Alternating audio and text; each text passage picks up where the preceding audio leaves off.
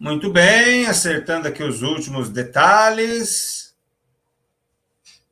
verificando se o áudio está, pelo que parece, está tudo ok.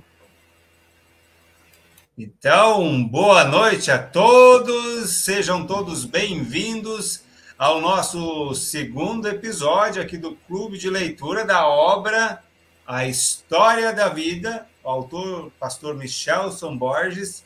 Seja bem-vindo para você que é a primeira noite que está acompanhando. Esse é o nosso segundo episódio, estamos estudando o segundo capítulo. Nós somos aqui do Nuvel, núcleo cascavelense da Sociedade Criacionista Brasileira. Temos uma extensão aqui em Toledo, que a gente chama de Grupo Criacionista de Toledo, e todos juntos aqui estamos realizando esta atividade do Clube de Leitura, e todos nós fazemos parte da Sociedade Criacionista Brasileira, que tem vários núcleos espalhados em várias partes do país. Eu sou o professor Joel Muniz e vou estar conduzindo essa série, que são 10 capítulos, e se você perdeu o primeiro, já deixo o convite para você. Não precisa assistir na sequência. Pode ficar nesse vídeo aqui, pode acompanhar com a gente, né? Acompanhe o segundo capítulo hoje sem nenhum problema. Depois, quando você tiver um tempinho, vai lá, né? Tem um link aqui na descrição, você vai acompanhar também o primeiro capítulo e aí você vai tirar o atraso. Nós nos encontramos aqui a cada 15 dias, sextas-feiras, às 8 horas da noite. Então, o nosso próximo encontro vai ser somente daqui a 15 dias, e a cada encontro nós temos um convidado diferente. O próximo convidado eu não vou falar agora, eu vou falar só no final desse episódio, para deixar assim no ar um pouquinho de suspense. Se você não tem essa obra ainda, como é que eu faço para conseguir esse livro? Você pode ir lá no site da Casa Publicadora Brasileira, se tiver com dificuldade. Tem um link aí embaixo na descrição do vídeo, acessa o link, provavelmente hoje vai estar fechado, mas assim que possível, né? A partir aí de sábado à noite, domingo, o link vai estar ativo novamente, você pode estar adquirindo essa obra pelo site que vai estar chegando aí na sua casa, e aí você vai estar acompanhando conosco o estudo deste material. A cada 15 dias nós estudamos e no final, né, nós nos encontramos aqui para recapitular os pontos principais desta obra. Fazendo também uma outra divulgação, né? Temos também essa revista, A Origem de Tudo, que é também do pastor Michelson Borges. É uma revista produzida pela Novo Tempo, são 8 temas, e nós temos também aí na descrição do vídeo uma playlist, porque nós já apresentamos presencialmente, gravamos e disponibilizamos todas as 8 noites também no YouTube. Então, se você quiser pedir a revista, tem um link para você pedir a revista, você vai pedir ou em PDF, ou essa que chega impressa gratuitamente aí na sua casa, e depois pode estar assistindo os vídeos com cada uma dos episódios. Lembrando que no final tem aí algumas perguntas no final dessa revista, que você terminando, você vai poder enviar e solicitar aí um certificado. Mas antes de a gente continuar aí o nosso episódio, eu gostaria de convidar você a se inscrever aí no canal, se você não é inscrito, obviamente. Durante a semana a gente trata de outros assuntos que não somente o criacionismo, a gente fala mais um pouquinho da língua italiana, porque eu uso o meu canal para o trabalho também. Então, se esse assunto te interessa, você pode se inscrever também. Se não, a cada 15 dias você vai estar recebendo essa notificação aqui sobre o evento do criacionismo. Mas vai ali, escreve no comentário quem é você, da onde você está nos ouvindo, da onde que você está nos assistindo, que a gente vai se conhecer um pouco melhor. Nós temos já algumas pessoas aqui, ó, nós temos aqui a Dagmara Vandrowski. Se eu errar o sobrenome, me perdoe. Ela está dizendo, boa noite, feliz sábado para ti, obrigado por estar nos acompanhando. E coloca aí também da onde que tu é, né, de que cidade, para a gente saber se é de perto, é de longe, se é de fora do país, né? A gente vai se conhecendo desta maneira. Então, vai chegando. Obviamente, não esqueça de curtir, de compartilhar para os seus amigos, porque isso ajuda o YouTube depois, como a live vai ficar gravada, a estar entregando esse assunto para quem gosta dessa informação. E, obviamente, para eu não ficar aqui só eu falando, eu já gostaria de convidar, né, aliás, de chamar aqui o nosso convidado de hoje, que é o professor Luciano Anísio Garcia. E eu não vou apresentar ele, não. Eu vou deixar que ele se apresente, porque ele vai conhecer mais dele do que eu. Tudo bem, professor Luciano? Como está? Seja bem-vindo. Tudo bem, Joel. Muito obrigado. Bom, sejam todos bem-vindos também para esse encontro que nós estamos fazendo hoje, né? Essa leitura do capítulo do livro. Eu sou da área da ciência da computação, né? Eu tenho formação desde 98 nessa área da ciência da computação pela UniOeste, a Universidade Estadual aqui do Oeste do Paraná.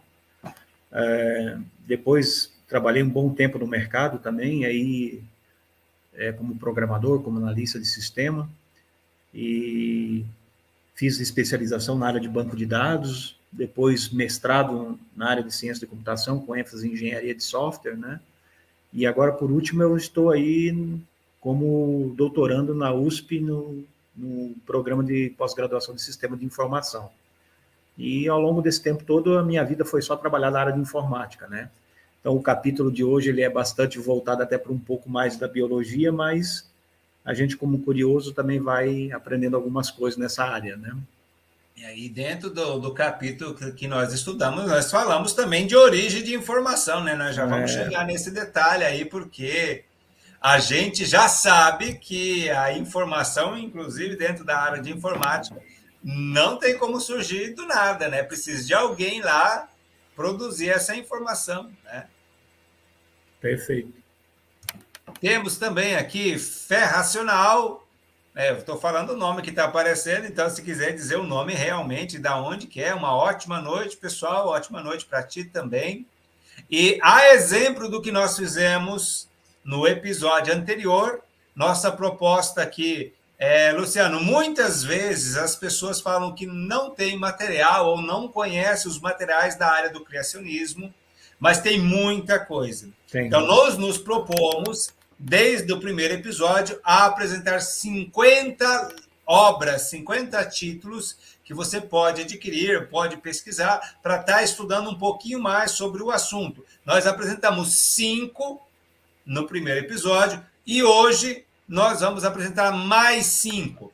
As 5 que nós apresentamos no primeiro episódio eram todos livros da Casa Publicadora Brasileira. Hoje nós vamos apresentar 5 obras da Sociedade Criacionista Brasileira. São entidades diferentes, são os mesmos temas ali, mas são coisas diferentes. Sociedade Criacionista Brasileira é aqui, a gente está debaixo aí do guarda-chuva. Então, a Dilce Garcia está aqui com a gente também. Diz aí da onde, Dilce? Vamos aqui mostrar 5 livros muito importantes. Deixa eu só compartilhar aqui. Opa.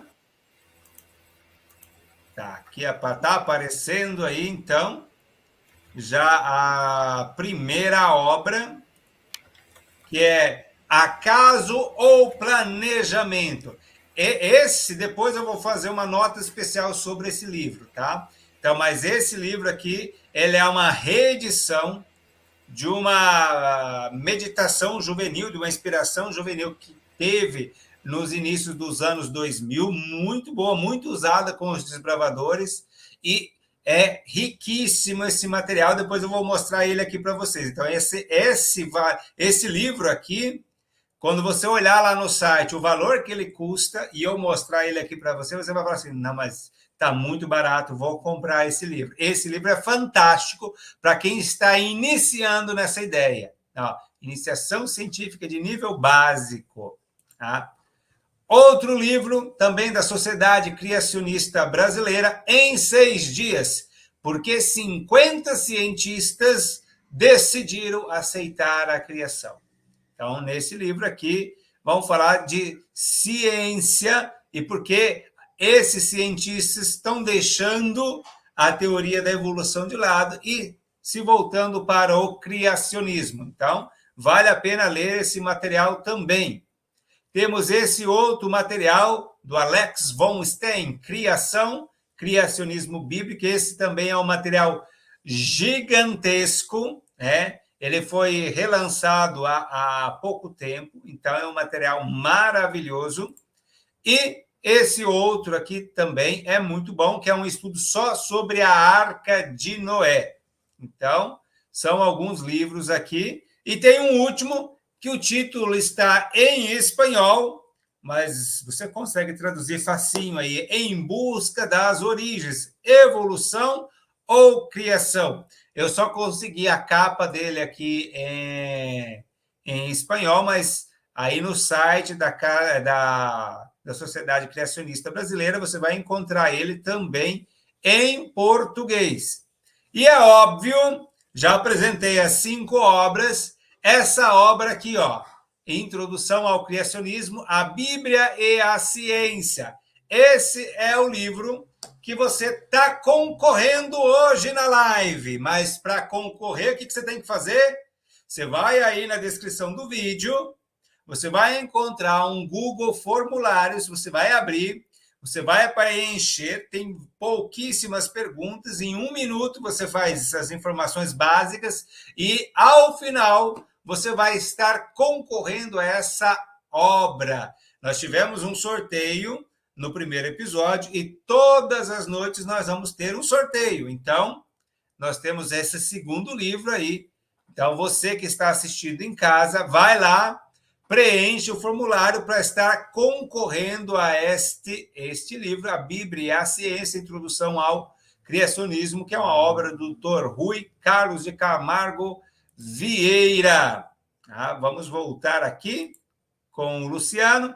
E eu falei, Luciano, que ia dar uma atenção especial para aquele primeiro livro, mas dá uma olhadinha aqui, ó.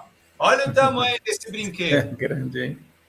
Cheio de ilustrações, e, melhor ainda, ó, em todos os assuntos, em quase todos, tem QR Codes, onde você pode abrir vídeos que vão explicar um pouco melhor para você aprofundar aquele conhecimento que está sendo tratado aqui. Eu falei que ele foi baseado numa inspiração juvenil, então, se você quiser ter esse material aqui para estudar 1 por dia, você pode ter aí na sua casa. Entra lá no site, você vai ver que o valor desse material aqui é muito barato, perto desse tamanho e da qualidade que ele é, cheio de infográficos, de QR Codes e de fotografias, com as referências bibliográficas ainda no final para você estar conferindo.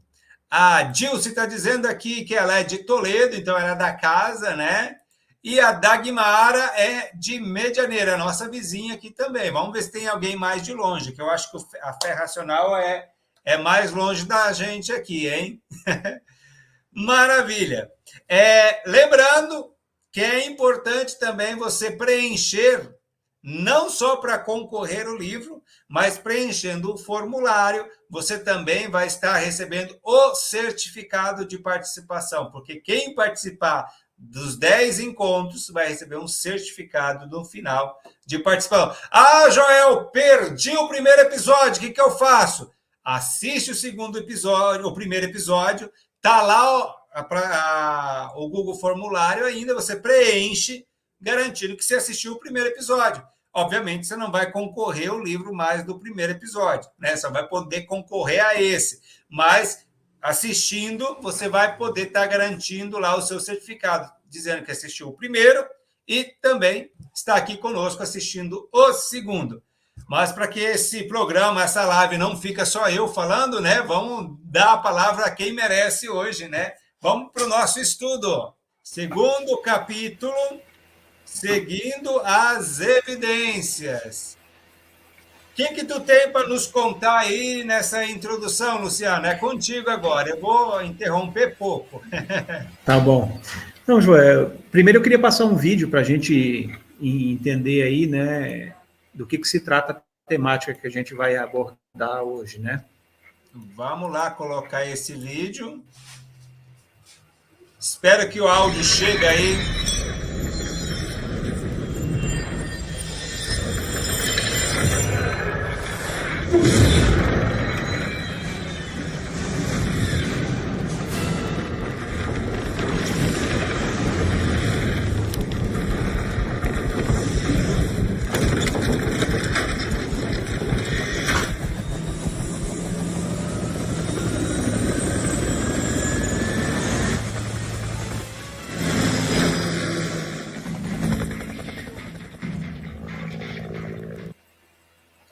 Bom, como a gente está vendo nesse vídeo, né, aqui tem uma questão muito importante que a gente já pode se perguntar, será que esse tipo de coisa é possível, né, que nós acabamos de ver nesse vídeo? Será que do nada pode se formar ali, como nós vimos, uma máquina, um helicóptero, né? Então, hoje existe pessoas que querem que a gente acredite que nos ensinam, né, na maioria das vezes, que o universo ele teria surgido de uma explosão, né? E a gente sabe que dentro de uma explosão não existe ordem, existe uma desordem, né? Então, são essas questões que fazem nos refletir, lendo esse capítulo do livro do Michelson Borges, né? Seguindo as evidências. E aqui eu praticamente selecionei três linhas argumentativas aqui que, no meu ponto de vista, elas desmontam essa questão da teoria do evolucionismo, né? É claro que o capítulo ali tem mais coisa interessante para você ler e discutir, mas diante do tempo que nós temos e daquilo que principalmente me chamou mais atenção, eu ficaria com essas três linhas, né? Uma que é a origem da informação, que nós vamos abordar daqui a pouco, né? A explosão cambriana, né? E a complexidade irredutível. Então, são esses três tópicos que eu selecionei e eles permeiam o capítulo, né? Com alguns outros pontos teóricos, mas eu acho que se a gente entender isso, já é mais do que suficiente, né? Então, vou pedir para o Joel aí para a gente disparar aí a apresentação. E lembrando também, para quem está em casa, a gente está fazendo uma revisão, né? Um estudo, um comentário bem básico daquilo que está no capítulo 2, mas o ideal é que você leia em casa o capítulo 2 e aqui a gente vai aprofundar, obviamente não tudo, né? A gente vai escolher os detalhes mais importantes. Exatamente, é aquilo que a gente, é aquilo que você mais chamou atenção no livro, né? Com o olhar, isso é muito da nossa visão de mundo que a gente tem quando a gente bate o olhar no que está lendo, tem algumas coisas que nos dá mais interesse, né? E eu selecionei esses tópicos aí para a gente ver, né? Então, a origem da informação, né? Para a gente entender essa questão da origem da informação, tem uma coisa muito interessante que aconteceu no ano de 1972, em março, né? Foi lançada a sonda Pioneer, né? E essa sonda ela já está fora das fronteiras aí do sistema solar para exatamente colher informações a respeito de se existe vida extraterrestre e uma série de outras coisas, né? Informações sobre o universo de uma forma geral. E essa nave, né, que a gente pode ver na foto aí, ela era composta desse formato aí, né? Então ela já está viajando há um bom tempo, né? Eu tinha só 2 anos de idade quando essa nave foi lançada, então ela já está há muitos anos viajando no espaço, né? Já colheu um monte de informação. E tem uma situação muito interessante, eu não sei se todos são da mesma época que eu, não sei se o Joel pegou isso ou não, mas conheceu um astrônomo chamado Carl Sagan, né? Esse astrônomo, ele era ateu, né? E adepto dessa teoria do evolucionismo também. E não sei se vocês lembram, mas na minha época tinha uma série chamada Cosmos, que passava na televisão, né? E eu assistia muito isso quando criança, ali pelos 8, 9 anos de idade, eu assistia bastante isso, né? E era realmente umas coisas muito interessantes que ele apresentava sobre as questões da origem do universo, e até às vezes ele tinha um submarino que navegava para as profundidades do oceano e tal. Então ele buscava bastante assuntos interessantes a respeito da natureza ou da própria criação, né? Mas ele acreditava que o universo tinha sido formado e não alguém formado o universo, né? Então, o Carl Sagan, né, ele, quando no lançamento dessa nave da Pioneer aí, ele foi convidado junto pela NASA com mais um outro aí para fazer uma placa de ouro com algumas informações a respeito do nosso planeta e colocar essa placa de ouro dentro da Pioneer. Caso essa sonda fosse algum dia encontrada por algum ser inteligente fora da Terra, né, uma vida extraterrestre ou coisa desse tipo, ele pudesse decifrar algumas informações a respeito de nós. Então, colocou aqui informações a respeito do ser humano, né, o homem e a mulher, o sexo ali, né, de cada um, a questão da 14 pulsares, né, para nos posicionar em relação aí à galáxia e tudo mais, e também colocou a questão da posição da Terra em relação ao sistema solar aí, né, e o ponto de lançamento da sonda Pioneer aí. E em cima a gente vê ali, né, uma molécula de hidrogênio também. É claro que eu estou resumindo isso aqui, né, mas ela, se aproximasse muito mais essa placa aí para poder ver os detalhes, tem coordenadas, tem uma série de outras coisas aí, né. Então, essa placa, ela continha no máximo aí 1.271 bits de informação, tá? Estou falando de bits, não estou nem falando de bytes, é 1.271 bits de informação. Então, era pouca coisa, não era muita coisa, né? Para que alguém, quando encontrasse essa nave, descobrisse, olha, quem produziu isso aqui foi alguém que tem uma certa capacidade intelectual e é fruto de alguém de uma vida inteligente de outro lugar, né? Essa era a ideia que o Carl Sagan aí colocou quando pediram para ele fazer essas placas, né? Mas a gente olhando para um outro lado, né? Você pode pensar assim, agora vamos para o corpo humano, né? Quanta informação há no corpo humano, né? Para a gente ter uma ideia, né? Um adulto produz em média 300 milhões de células por minuto, né? Ou 432 trilhões por dia de células. E essas células, elas têm muita informação dentro, né? E uma célula, por exemplo, se a gente pegar uma célula só, né?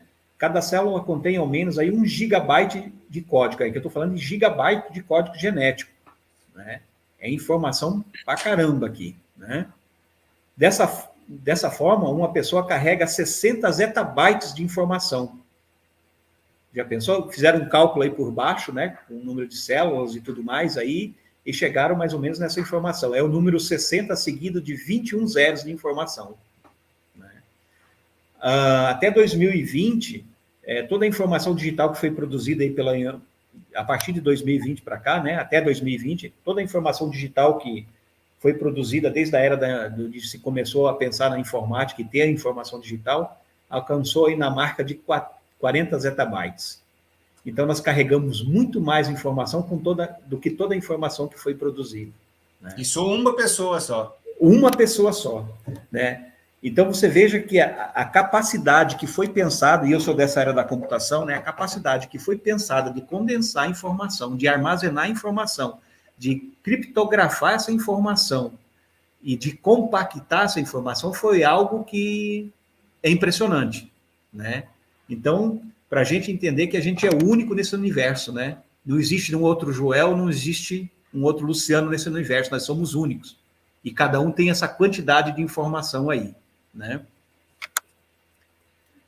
E aí, o que eu vejo no Carl Sagan, por exemplo, que era um astrônomo, mas tinha esse viés ateu, né? E essa questão também dessa questão de acreditar nessa teoria do evolucionismo, né? A gente vê uma certa incoerência. E que tipo de incoerência, né? Bom, para mim dizer que eu sou inteligente, basta 1.271 bits, né? Para dizer, olha, alguém inteligente produziu 1.271 bits para mostrar para alguma outra pessoa fora do planeta, algum outro ser fora do planeta, que aquela pessoa era inteligente.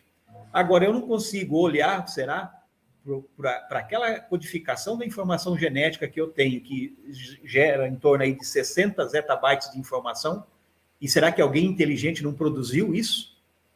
Né? Então, veja que incoerência de um sujeito, né? Ele acha que ele era um ser pensante porque ele produziu 1271 bits numa placa e colocou para que alguém identificasse que ele era um ser inteligente. Mas ele não consegue identificar outro ser inteligente que tem 60 zettabytes de informação armazenada num corpo. Né? A ironia, Luciano, é interessante a gente frisar que essa plaquinha se encontra num equipamento que saiu aqui da Terra e que quanto para construir de informação não foi usado para construir aquilo lá. Exatamente. Ou seja, só que o alienígena era tão bobinho assim, se é que vai encontrar alguém, que ele vai olhar para a nave, para e vai dizer assim, tá, vou olhar só a plaquinha, porque a nave pode ter surgido do nada, mas a plaquinha foi alguém que fez. Pois é, né? Pra você ver, né? Então, uma certa incoerência que a gente vai observando nesse pessoal que defende essas coisas, né? E aí, né? Só para a gente ter mais uma informação aqui, ó. Se o genoma humano aí fosse impresso, né? Se ele fosse colocado aí num formato de lista telefônica, por exemplo, né? E a gente fosse fazer uma pilha com essas listas telefônicas, nós teríamos uma pilha aí de 170 metros de altura, né? Pouco menos da metade do Pão do Açúcar, lá no Rio de Janeiro, que tem 392 metros de altura. Então, veja que... Isso dá um prédio de 40 andares, né? Só para a gente ter uma ideia. Olha só. Então, a capacidade de armazenamento não tem explicação, né? Não tem explicação de como isso pode ser feito, né? Assim, achando que isso pode ter surgido ao acaso, né? Como nós vimos lá, no início, aquele helicóptero surgindo ao acaso, né? Essas coisas, a informação, quando se fala em informação, a informação ela não surge por acaso, né? Ela precisa de que você tenha uma fonte para ela. Alguém precisa dar essa informação, alguém precisa passar essa informação, né? Então, não existe informação nenhuma sem um informante, né? E pressupõe que tem um informante da informação, você vai ter um receptor, e ainda entre esses dois, a forma de comunicação que você tem, ainda você precisa ter uma codificação a respeito disso, né? A informação que você quer passar, ela precisa ser codificada numa linguagem, num formato que alguém possa entender, né? E ainda mais aqui, uma informação curiosa aqui sobre a questão, por exemplo, do nosso genoma e da nossa capacidade de armazenamento genético, né? Pesquisadores aí da Universidade de Harvard, nos Estados Unidos, conseguiram armazenar 70 milhões de cópias de um livro, ou 70 terabytes, 100 milhões de DVDs, né? E 1 grama de DNA. Veja só. Então, a gente olha para você olha para uma base de DNA, né? Elas são compostas aí por 4 letrinhas, né? E a gente que trabalha com essa questão da ciência da computação, você consegue fazer conversões de bases binárias para base hexadecimal, octadecimal, e vice-versa, de octadecimal para reduzir para uma base menor, né? Então, por exemplo, você pode estar numa base 16 numérica e reduzir para uma base de 8 bits, né? E aqui do mesmo jeito, o que os pesquisadores fizeram? Eles tinham uma base de 8 bits, transformaram todo esse livro em código binário e jogaram isso para uma base de 4 caracteres, que ali no caso ali são as bases que eles têm, né, dentro do mapeamento genético, e conseguiram fazer essa conversão em 1 grama de DNA. Veja, 70 milhões de cópias armazenadas. Então, isso, se você procurar depois na internet, você vai achar essa informação aí, né? E aí, com 4 gramas, né, você pode armazenar todos os dados criados aí pela humanidade no último ano, por exemplo. 4 gramas de DNA. Você conseguiria armazenar toda a informação que foi produzida pela humanidade no último ano. Para então, que pendrive, né? Para que pendrive, né? Então, você vê, toda essa informação aí, ela não... E essa tecnologia, ela não é uma tecnologia de ponta para quem criou, não. Ela já existe há mais de 6 mil anos, né? Então, isso já não é uma novidade para quem criou isso, né? E nós estamos gateando nesses processos em termos de... Hoje que nós avançamos para uma criptografia aí de 128 bits, 256 bits, estamos avançando, né? Mas ali, isso aí é extremamente maior do que nós temos, né? Então, só para a gente entender que isso não pode ter surgido ao acaso, né? E aqui a gente tem mais uma curiosidade. Pode te falar. cortando um pouquinho, né? Está nos acompanhando a Érica de Umuarama, a Jaqueline também de Umuarama, e aí um dos nossos líderes da Sociedade Criacionista Brasileira, diretamente de Brasília, né, acompanhando lá do Centro Cultural, está junto com a gente aqui. E só lembrando, né, você que está aí participando conosco, vai na descrição, entra no Google Formulário, preenche o teu nome para você ganhar o seu certificado no final e também concorrer ao sorteio do livro, né? E aqui a gente tem um outro exemplo também aqui com a questão das mosquinhas, a Drosophila melanogaster, né, são aquelas mosquinhas da fruta que a gente conhece. E aí, há mais de 100 anos, esse pessoal que tenta explicar o evolucionismo, eles tentam introduzir mutações nessas mosquinhas, né? Esperando aí que se tivesse um melhoramento genético ou um melhoramento dessas mosquinhas, né? Que aparecesse, de repente, um outro órgão mais digamos assim, melhorado ou uma função melhorada, não. Mas o que conseguiu o que se consegue com as mutações, né, e com essa variedade de mosquinha, é muito interessante fazer isso, porque elas têm gerações sucessivas muito rapidamente, né? Então você é capaz de produzir sucessões dela rapidamente, e aí você pode introduzir as mutações genéticas e observar isso muito rapidamente, né? E aí o que você observa? Você observa que essas moscas, por exemplo, né, a única coisa que conseguiu aparecer lá foi asas retorcidas, né, asas bipartidas, né, até atrofiadas. Então, isso leva aqui que a informação genética, né, ela não surge de algo por acaso, ela depende de uma fonte que informe essa informação, né? E tudo que a gente observa com relação a mutações genéticas, na maioria dos casos, né, elas danificam o patrimônio genético que se tinha antes, né? Dificilmente você consegue ver alguma melhoria nisso, né?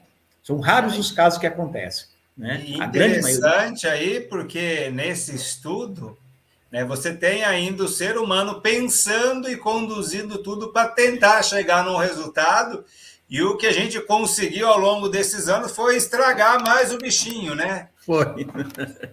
Não conseguimos melhorar em nada a mosquinha. E nada, né? Você vê, né? E aí, né, esse era um tópico, né, que a gente tem aí, que a gente abordou da origem da informação. Então, observa-se, né, que a informação, ela tem que ser produzida por alguém, ela não pode ser simplesmente surgir ao acaso. Como a gente mostrou no início lá, o videozinho do helicóptero surgindo pelo acaso lá, juntando-se uma pecinha daqui, uma dali, e o helicóptero foi se montando sozinho, né? A gente não consegue fazer isso, né? A gente não tem como pensar numa coisa que não tenha sido planejada ou executada por alguém. Até porque a própria célula também, né? Se você tem uma linguagem que codifica a proteína dentro da célula, você tem que ter alguma informação dentro da célula algum órgão, alguma outra situação que leia essa informação dentro da célula para que produza a proteína necessária, né? Então, tudo isso é pensado, é uma linguagem que permite isso, né? E aí a gente está aqui falando também num outro tópico, né? Que também eu acho que aí desmonta a questão do evolucionismo, né? Que é essa explosão cambriana, né? A gente viu, né, de Charles Darwin, por exemplo, né? E Charles Darwin, falando um pouco sobre ele, né? Na origem dele, né, no profissional ou até mesmo de acadêmica dele, ele era filho de pastores, né?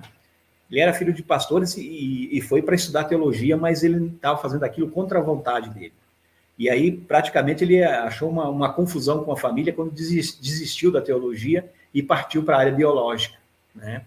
E aí ele criou essa teoria do evolucionismo, né? Onde a gente pode ver o número 1 aqui no baixo, que é uma árvore que ele chama árvore da vida, né? E essa árvore da vida não tem nada a ver com aquela que a gente conhece da Bíblia, né? É uma árvore onde se assume a ideia de que todos os seres vivos originam-se de um só, né? De um único inicial, de um único ponto inicial, que é onde está esse ponto número 1 aí, e aí são feitas as ramificações para isso, né? Mas a gente, olhando para essa questão das eras geológicas e trabalhando um pouco nisso, você vê que, basicamente, a grande maioria dos filos, né, eles surgiram exatamente no período cambriano, no período cambriano, né? Antes disso, você tem muito pouca coisa ou quase nada, né? Então, se a gente olhar para isso, né, a gente vê, por exemplo, um bichinho chamado trilobita, que é muito conhecido, né, e, nos estudos aí, e a gente acha que já está extinto, salvo o melhor juízo, né, porque a não ser que esse se encontre nas profundezas dos oceanos aí, a gente não sabe nos próximos anos, né, se conseguir chegar nessas profundidades, pode ser que até ele esteja vivo por lá, mas por enquanto ele é dado como extinto, né, e ele é uma das coisas que refuta essa teoria do evolucionismo, no sentido de que todos os seres originam de um único ponto em comum, né? E a gente observa que ele já era formado assim, né? Com olhos, com patinhas, com tudo mais, já no Cambriano. E você não encontra nenhum registro fóssil dele diferente disso, né? Ou Então seja, você não ele tem essa já era informação. bem completinho, né? Já era bem completinho. E a gente está falando, né?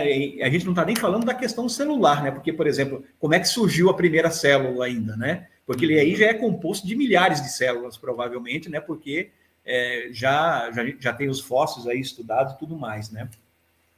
Então, essa questão, por exemplo, fica claro que a vida, ela está muito mais para olhando para essa questão da figura das eras geológicas aqui, está muito mais para um gramado da vida do que para uma árvore da vida, né? Porque elas estão surgindo praticamente todos ao mesmo tempo, né? E é interessante que esse relato, né, isso coincide com o relato que a gente tem em Gênesis da Bíblia, né? Que é onde lá o Criador faz o quê? Faz os seres cada segundo a sua espécie, né? Então, elas partem do mesmo ponto. Então, e aí, essa questão, por exemplo, do pré-cambriano, justamente não se consegue explicar, né? Como é que você acha que o trilobita, por exemplo, tinha que ser originado de um outro ser antigo com ele, mas que você não tem nada que vincule a eles esse ser, né? Ele surgiu exatamente no pré-cambriano e você não tem nenhuma informação a respeito dele antes disso, né? Então, são esses detalhes que vão nos dando cada vez mais confiança na questão do que a teoria do evolucionismo ela pode ser contestada em algumas coisas, né? E aí, lembrando que ele já aparece formado, né? Já parece formado, exatamente. E aí a gente tem algumas informações interessantes aqui nesse desenho que a gente tem aqui, né? Ali o sujeito está dizendo assim, eu sei que a evolução é verdadeira, porque eu vejo a evolução ocorrendo todo o tempo. Mas aqui existe uma confusão do que significa evolução, né? Na primeira palavra que ele usa de evolução, no texto dele aqui, por exemplo, que a gente está vendo ali, ela se refere à macroevolução, né? E a segunda, ele está falando sobre microevolução. Então, a macroevolução, que é exatamente a ideia de que a gente, né, partiu de uma célula e formou um organismo grande já, né? Se chegou ao que a gente é hoje, o ser humano, a partir de uma célula, e ao longo do tempo foram ocorrendo várias mutações, várias situações em que a gente se transformou no que é hoje, né? Essa seria a macroevolução. Isso não é comprovado, né? Cientificamente, isso não consegue ser comprovado, né? E aí a gente tem o que a gente chama de microevolução ou diversificação de baixo nível, que é mais preferível falar nessa diversificação de baixo nível, né? O termo ser utilizado, né? Que são aquelas mudanças que ocorrem a nível de pigmento, de cor, de um ser para o outro, né? Por exemplo, a gente tem pessoas que têm olho azul, olho verde, né? Mas nem por isso deixou de ser um ser humano. Continua sendo um ser humano, né? Não se transformou em outra coisa. Então, isso seria o que a gente chama de diversificação de baixo nível, né? É interessante dizer também, ressaltar aqui, que nós, como criacionistas, não somos fixistas, ou seja, nós não acreditamos que os animais foram criados do jeitinho que estão hoje. Eles passaram por mudanças. Nós não acreditamos que Deus criou um casalzinho de bulldog, um casalzinho de chihuahua, um casalzinho de pastor alemão, não. Foi criada uma raça canina que, com o passar do tempo, foi se misturando e foram criando espécies diferentes, mas sempre dentro da família dos canídeos, né? A diversificação de baixo nível, né? A diversificação, agora, quando a gente fala de evolução aqui, nós estamos falando aí de um peixe que virou um mamífero, aí é outra coisa, né? Exatamente. Aqui a Érica está dizendo, ó, que infelizmente perdeu o primeiro episódio. Érica, não fica triste, não. Vai aí, ó, na descrição do vídeo, lá embaixo, tem o link do primeiro episódio. Você pode assistir depois. Então, não tem nada perdido. Você pode assistir na sequência.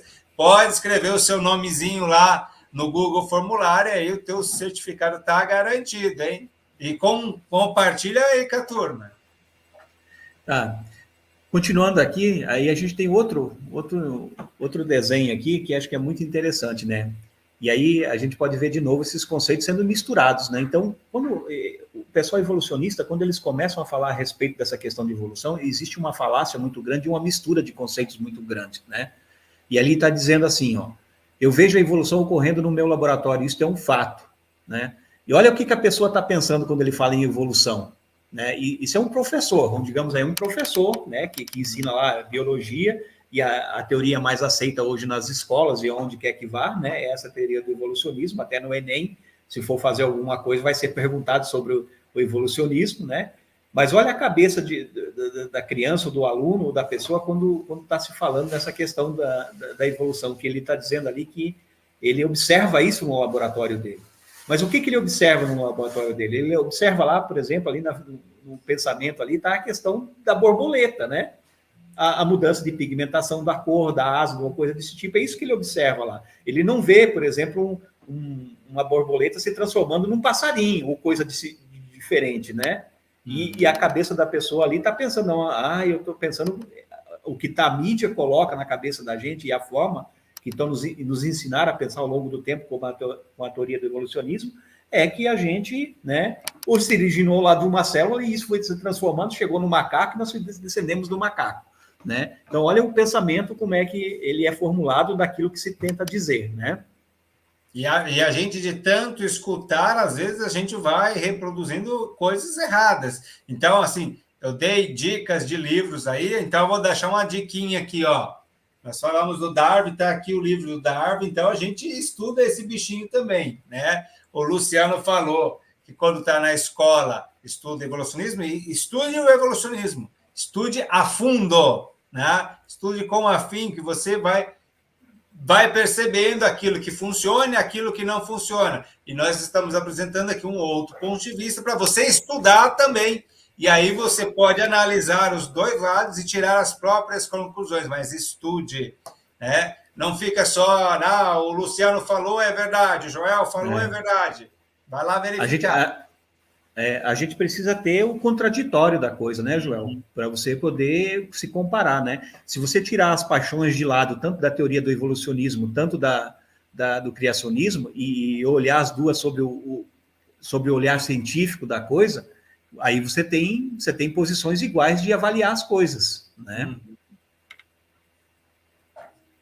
E aqui, se a gente for pensar aqui, vamos entender um pouquinho mais desse conceito. Por exemplo, aqui a gente está vendo uma bactéria nesse desenho aí, nessa caricatura, né?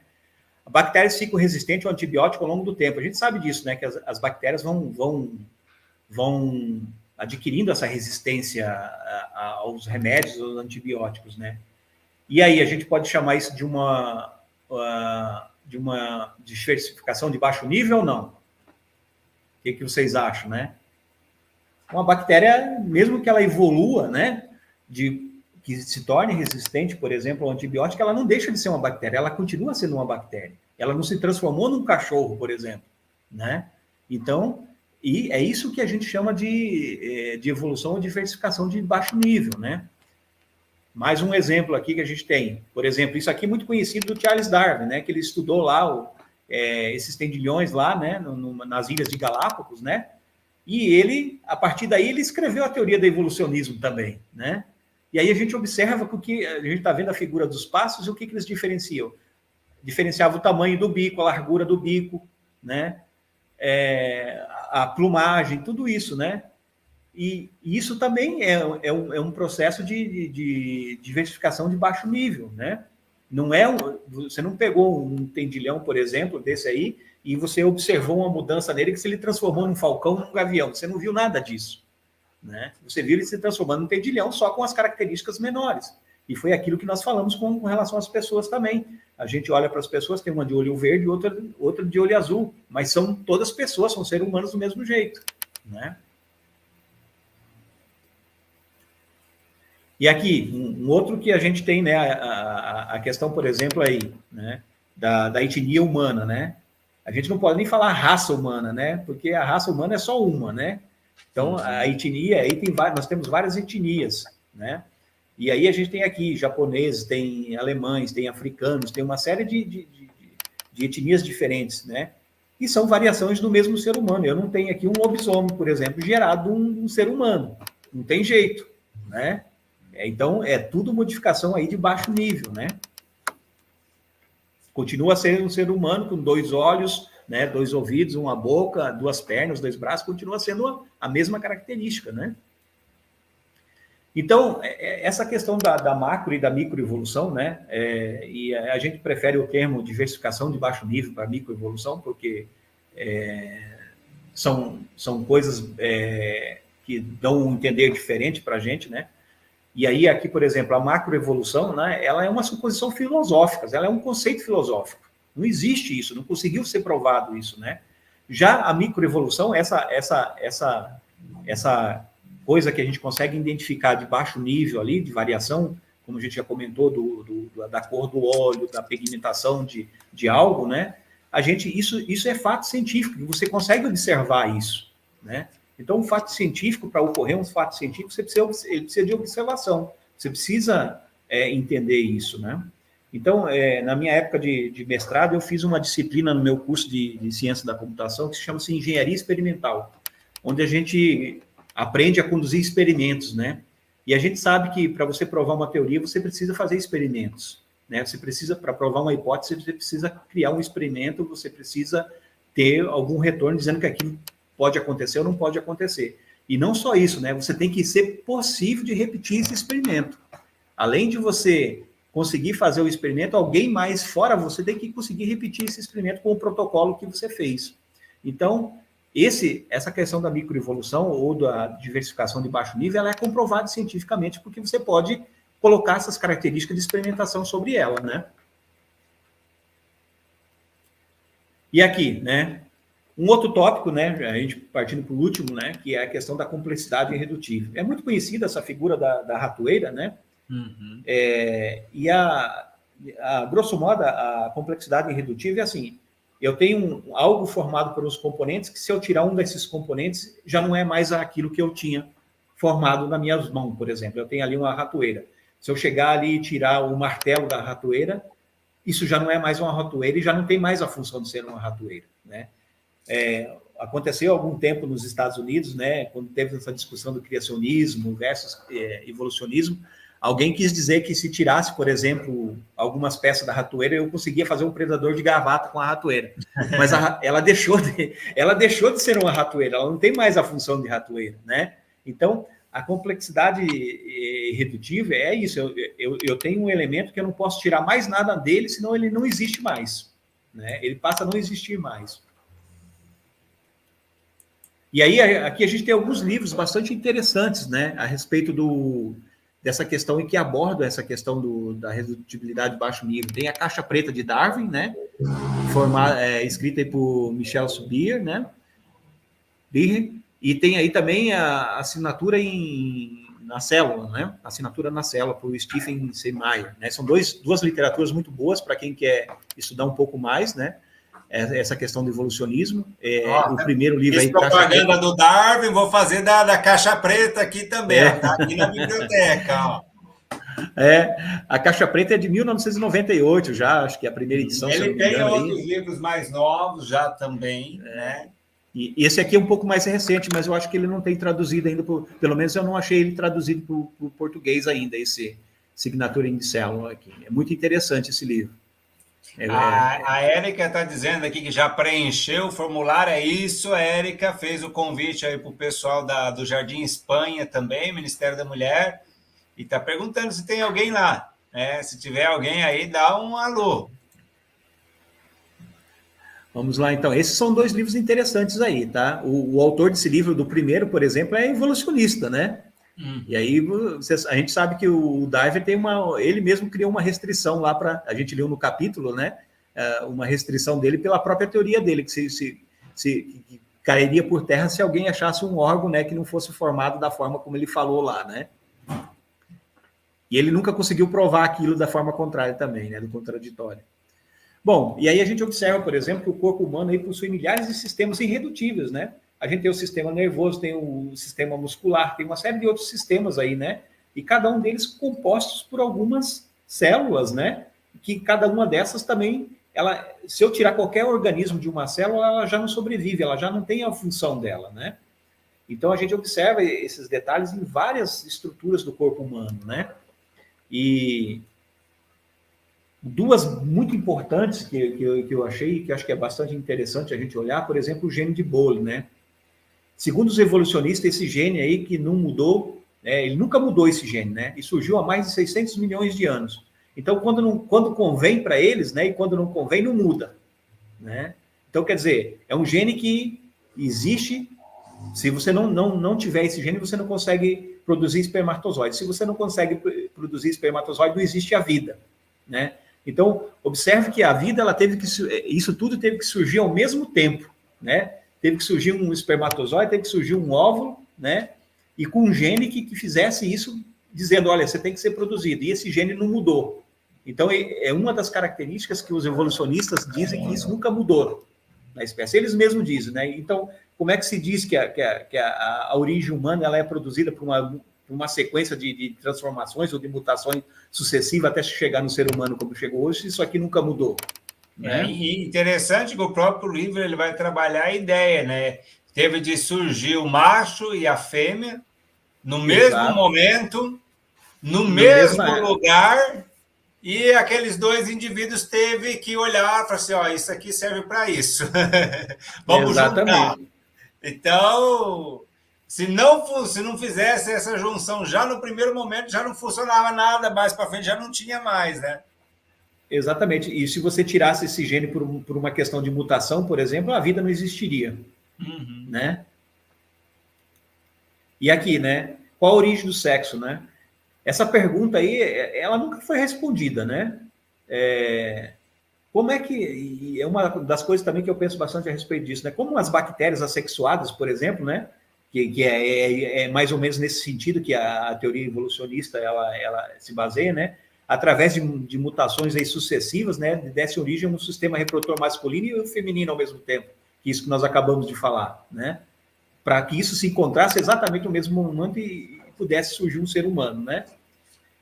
E aí a gente observa, né, que olhando para, não tem explicação para isso, mas você olhando, né, para a explicação que o Criador nos dá em Gênesis 1, né, 27, no versículo 27, diz assim, né, assim Deus criou o homem à sua imagem, a imagem de Deus, né, o criou, macho e fêmea os criou, né? Então, lá em Gênesis já tinha resposta para isso. Agora, é claro que tem que acreditar ou não aceitar essa resposta, né?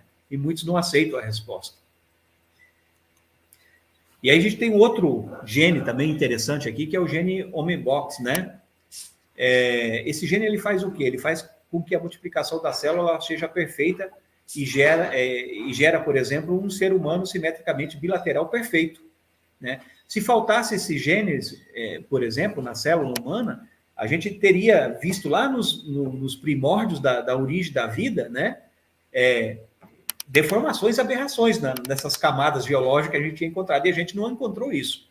Nós sempre, né, encontramos um ser com a cabeça, com 2 braços, 2 pernas, né, e nada além, muito fora disso, né? Você não encontrou nada com essa deformação. Você teria essas aberrações registradas nas camadas geológicas se isso tivesse acontecido alguma vez, né? Então, esse gene é outro gene que os evolucionistas dizem que nunca mudou, né?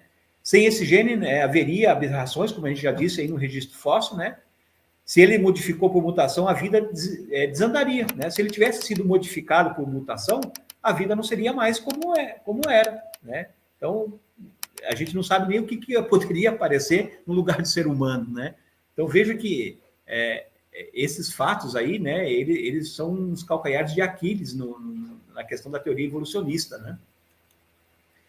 E aí a gente tem, por exemplo, aí, ó, 70% da nossa capacidade cerebral funciona de forma automática, né? Enquanto nós estamos falando aqui, eu não estou preocupado em fazer meu coração bater, né? Ele está batendo sozinho. Então, veja como o ser que criou isso é sábio, né? Que ele não deixou isso no seu controle. Você continua respirando, a menos que você queira parar de respirar, mas você também continua respirando, né? Sem se preocupar com isso. E o coração está batendo, e uma série de outros organismos dentro da célula estão funcionando, né, automaticamente, sem você se preocupar com isso. Você não dá uma ordem lá para qualquer célula dizer assim, não, o meu DNA agora se multiplica e pare de se multiplicar. Isso não acontece, né? Então, veja que como é a questão da concepção do que foi colocado para o ser humano, né? Mas é claro, né, que aí são escolhas, né? A gente, caminhando já para o finalzinho aí, são escolhas que a gente tem que fazer, né? Ou você escolhe um lado ou escolhe o outro para acreditar, né? Mas aquilo que a gente já falou, é interessante você sempre se permitir a questão do contraditório, né? As dúvidas sinceras, elas têm que ser respondidas, né? Então, a gente não pode deixar de responder as perguntas com base em preconceitos que a gente pode ter formado anteriormente, né? E aí tem alguns aqui, por exemplo, que não acreditam, né? Esse cara, por exemplo, o Richard Dawkins, né, que é muito conhecido, né? Um escrito dele aí, o Religioneiro Cego, ele diz o seguinte: a biologia é um estudo das coisas complexas que dão a impressão de ter um design intencional. Que dão a intenção de ter um design intencional, né? Quer dizer, só para ele, né? Que ele parece critica, que... mas não aceita. Exatamente, né? E aí tem outro aqui também, né? Que é o Francis Crick, né? Que diz o seguinte: os biólogos devem ter sempre em mente que aquilo que veio não foi planejado, mas evoluiu, né? E agora nós acabamos de ver dois fatos aí que a teoria evolucionista não consegue explicar, como a questão do Genome Box aí, ou do bullying também que nós vimos ali. Não tem explicação para isso, né, cientificamente, ou na teoria deles, né? E aí tem mais 2 livros aqui muito interessantes, aí daqueles que acreditam, né? Aqui, por exemplo, o Francis Collins, né? A Linguagem de Deus, né? Esse cara foi o diretor do projeto Genoma, né? E era um ateu, e a hora que terminou o projeto no Genoma, ele se tornou um crente, né? Ele se converteu porque ele reconheceu a existência de Deus, né? E nós temos um outro aqui também, considerado um dos maiores filósofos aí do século XX, né? No final da vida dele aí, reconsiderou as suas ideias também, né? E aqui o título do livro é Um Ateu Garante, Deus Existe, né? Então veja que quando você vai estudar o assunto e vai estudar sem as paixões, né, e coloca ali do lado as 2 teorias e analisa elas do ponto científico, né, você vai ver que tanto o criacionismo é tão bom quanto o evolucionismo, né? Está no mesmo pé de igualdade, né? Você não pode desprezar o criacionismo porque acha que ele tem um componente religioso, né? Mas o evolucionismo ele também tem um componente filosófico, que é o naturalismo, né? Então você observa essas questões. Não é dizer porque não, eu sou evolucionista porque Darwin falou, não, mas vamos olhar para a teoria do Darwin e vamos ver se isso corresponde à verdade, vamos ver se isso é fato, vamos ver se isso pode ser provado, né? Então são essas coisas que eles tentam colocar na cabeça da gente aí com o tempo, né? Principalmente das crianças nas escolas, né? E cabe a nós, né? Claro que isso numa escola que não, por exemplo, não é denominacional, é difícil você explicar essa teoria do criacionismo, mas ela é tão bom como qualquer outra, né? E aí um texto que eu acho muito importante de Lucas, no capítulo 24, nos versículos 11 a 12, que diz o seguinte, né? E aí está falando de Pedro, né? E Pedro era um pescador, mas eu acho que nesse momento aqui ele teve uma dúvida e aí ele quis fazer um experimento e quis verificar se isso era verdade. Então ele se tornou quase um cientista nessa época, nesse momento aí, né? E o texto de Lucas diz assim para nós, lá nos versículos 11 e 12.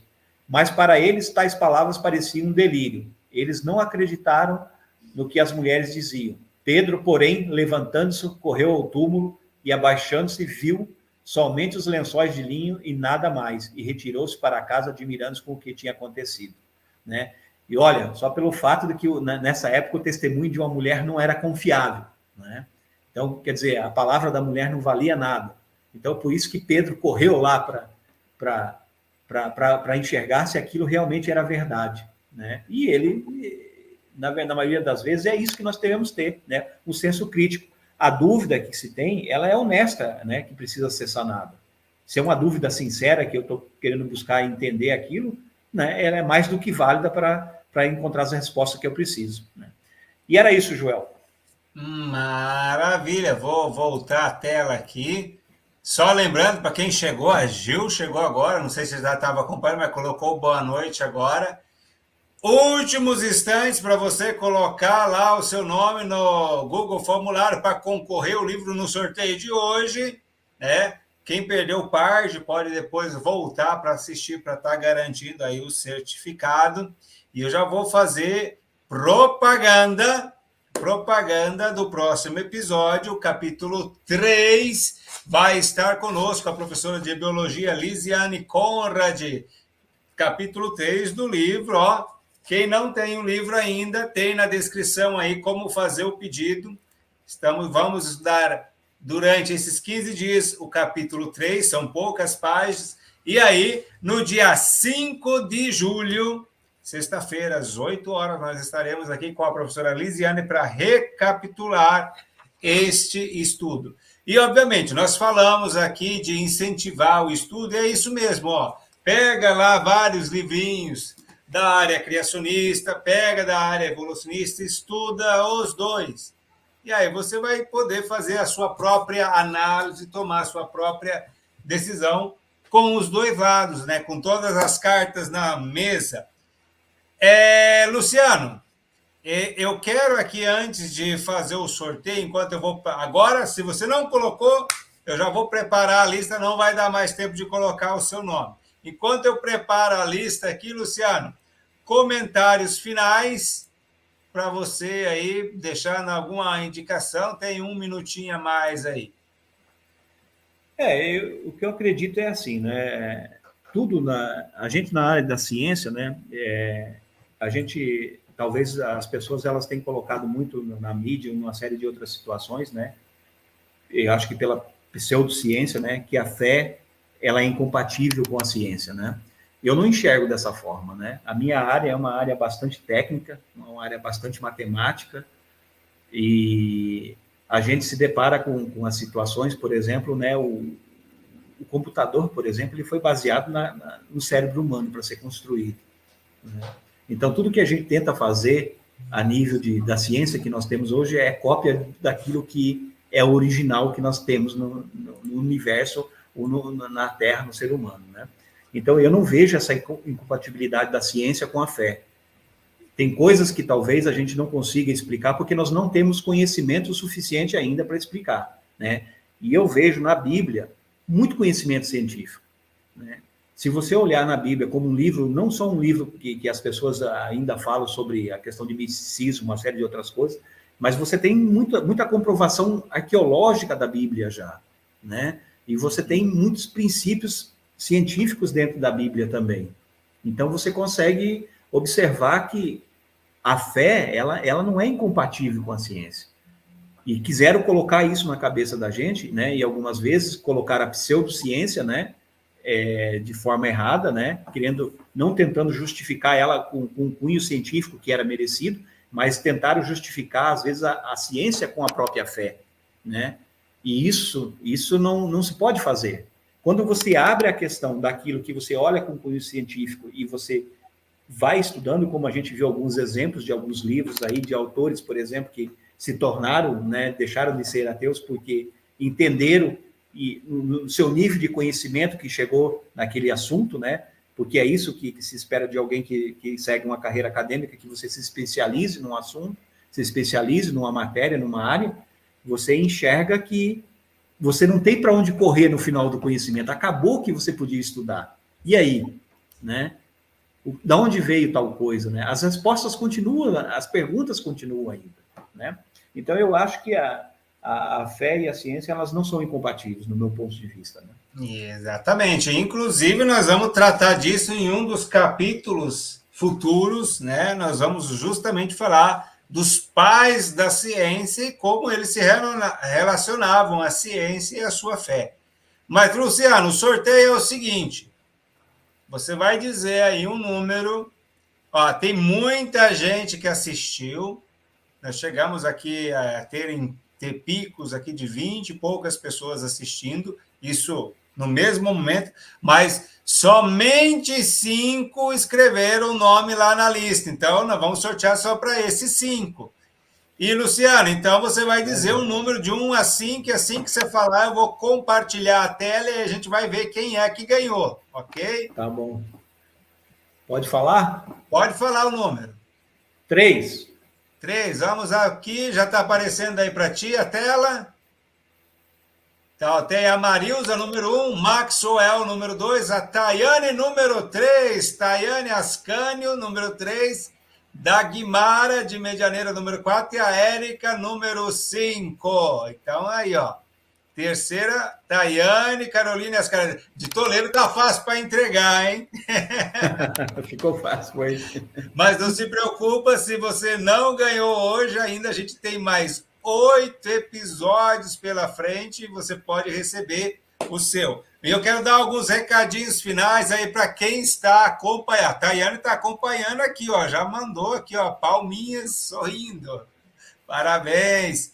Ó, quero dizer para quem está acompanhando que nós estamos disponíveis para estar visitando aí a sua igreja, o seu grupo de jovens, a sua sociedade JA, de qualquer igreja da região oeste do Paraná, da OP, a gente consegue ir para fazer uma programação de criacionismo aí na sua igreja. E não precisa ser qualquer igreja adventista, Assembleia, Batista, Presbiteriana, Bola de Neve, grupo de jovens da Igreja Católica. Se você gosta desse tema de ciência e religião, pode entrar em contato com a gente, que a gente vai estar organizando uma visita aí para ti. Por onde que vai entrar em contato? Eu vou colocar aqui um telefone. Você pode estar entrando em contato aqui por esse telefone que vai aparecer aí na tela, ó, 4598060403. Você pode fazer 2 coisas por esse telefone. Se você gosta, e tem jovens que gostam, adolescentes que precisam ouvir sobre um pouquinho de ciência e religião, é uma coisa muito importante. É pena que várias igrejas têm deixado isso de lado.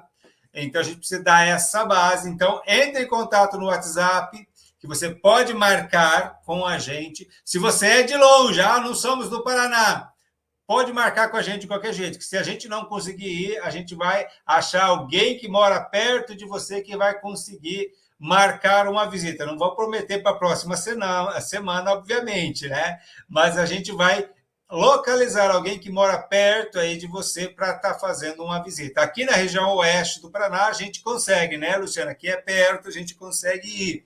E se você gosta desse assunto, nós temos um grupo no WhatsApp, onde todo dia a gente envia conteúdo científico, de filosofia, de religião, envolvendo todos esses assuntos que nós falamos aqui. Todo dia tem assunto. O Luciano está lá e não tem como dar conta de tudo que a gente manda lá, né, Luciano? É muita coisa. Então, se você gosta e quer fazer parte de um grupo do WhatsApp, onde você pode fazer as suas perguntas, né, que você tenha sobre determinado assunto, manda também para esse zap, fala assim, quero fazer parte do grupo do WhatsApp do Nuvel. A gente vai mandar o link para você e aí você vai fazer parte lá. A gente compartilha todo dia conteúdo em vídeo, em PDF, em materiais maravilhosos, né? Então, esse telefone serve para você pedir uma palestra aí, a gente vai marcar, e também para fazer parte do grupo do grupo do WhatsApp. E já fizemos a propaganda aí, né, Luciano? Capítulo 3 deste material, professora Lisiane, título do capítulo 3 é Histórias Mal Contadas. É um capítulo curtinho, Se você não tem, está na descrição do vídeo como conseguir.